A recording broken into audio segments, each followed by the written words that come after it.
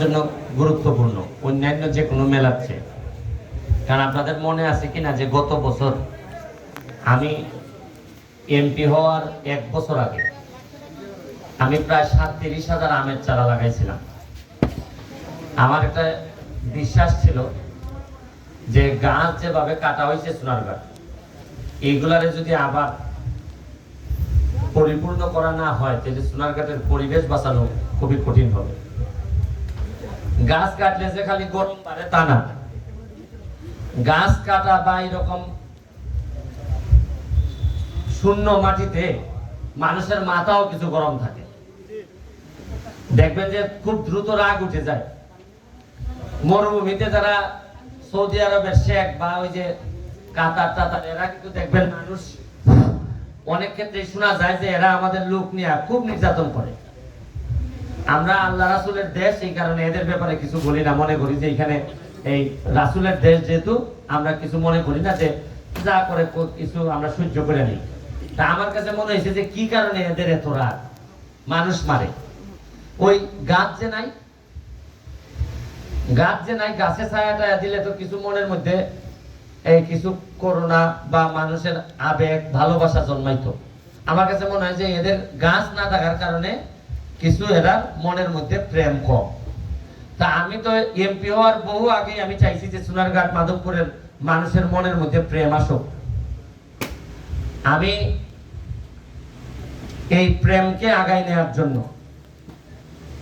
এইবার এমপি হওয়ার পর, আপনাদের মনে আছে আমি এমপি হওয়ার আগে যে নির্বাচনী ইশতেহারে বলছিলাম যে এমন ভাবে আমি এলাকাটারে গড়ে তুলবো যাতে সারা আকাশে আমার পাখি থাকে। আর পাখি থাকা সম্ভব তখনই যখন নিচে পাখির খাবার থাকবে। পাখির খাবারের জন্য এইবার অলরেডি আমরা এই পর্যন্ত প্রায় 33,000 আমের চারা সোনারঘাট মাধবপুরে লাগাই ফেলছি। আগামী 3 তারিখে আবার 28,000 আমের চারা আইতেছে। মানে 33,000 আর 28,000 সব মিলায় প্রায় 50,000 যদি হয়, 50,000 হইলে প্রতিটা চারার দাম পড়তেছে মিনিমাম 52 টাকা করে। আমার প্রায় 25-26 লাখ টাকা লাগতেছে। এর মধ্যে 1 টাকাও সরকার থেকে বরাদ্দ নাই। তো আমার কালকে আমার পিএ জিজ্ঞেস করতেছে যে এত টাকা স্যার দিলে অন্যান্য অভাবী মানুষ এরা আসে, এরা এমপির উপর অনেক ভরসা করে আইসা কেউ কয় পুরি বিয়া দিত, কেউ কয় ইটা দিত।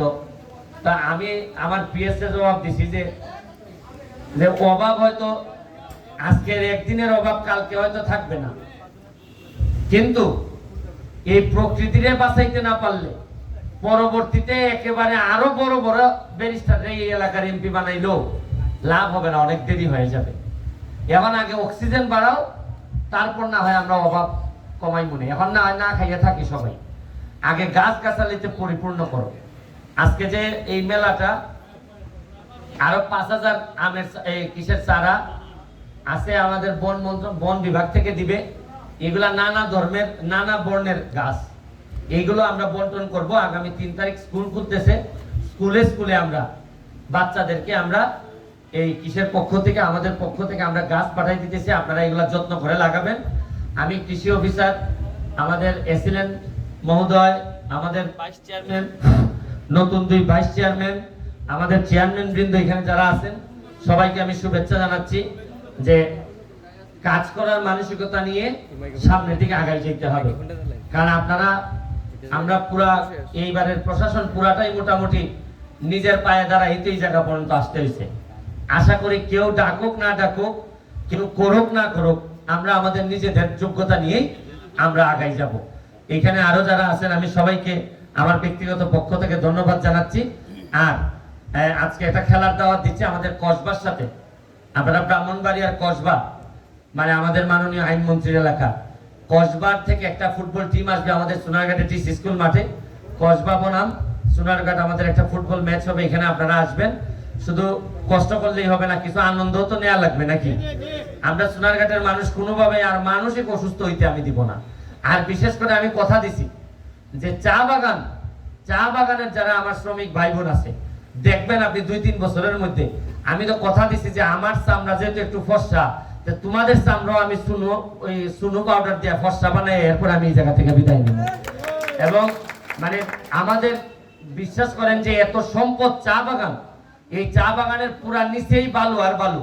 আমি যখন দেখি বাগান ভাঙে তখন দেখি নিচে খালি বালু, এর মানে আমার মনে হয়েছে যে পুরা সোনারঘাটের নিচেই বালু, মানে সৌদি আরবের নিচে তেল আর আমাদের নিচে বালু। এর মানে আমরাও কিন্তু ব্লেসড, আমরাও কিন্তু আশীর্বাদ প্রাপ্ত।